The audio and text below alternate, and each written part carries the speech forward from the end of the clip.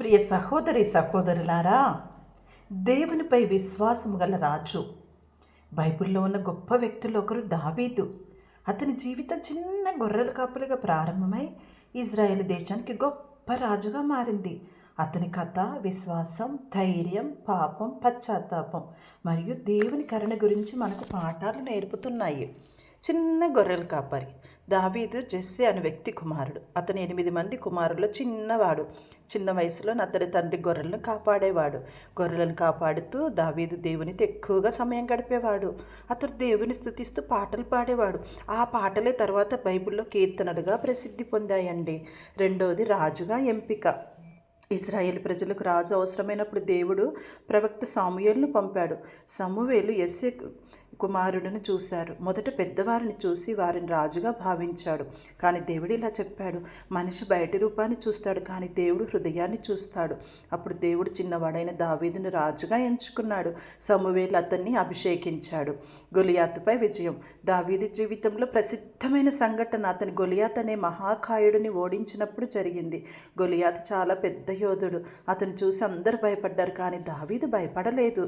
అతడు దేవునిపై నమ్మకంతో ఇలా అన్నాడు, నీవు ఖడ్గంతో వస్తావు, నేను ప్రభు నామంలో వస్తాను.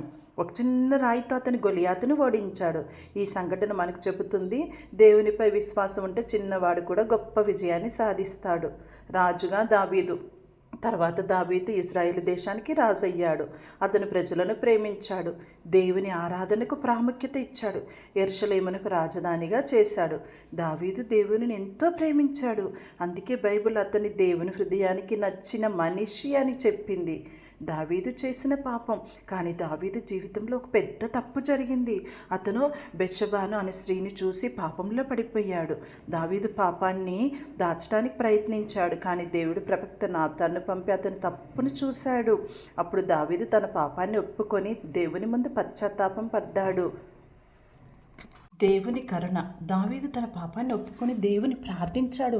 అతను ఇలా ప్రార్థించాడు, దేవా నాలో పరిశుద్ధమైన హృదయాన్ని సృజింపుము అని. మనకు వచ్చే పాఠాలు ఏమిటంటే, దావీదు ద్వారా దేవుడు మన హృదయాన్ని చూస్తాడు. దేవునిపై విశ్వాసం ఉంటే భయం ఉండదు. పాపం మనిషిని పడగొడుతుంది.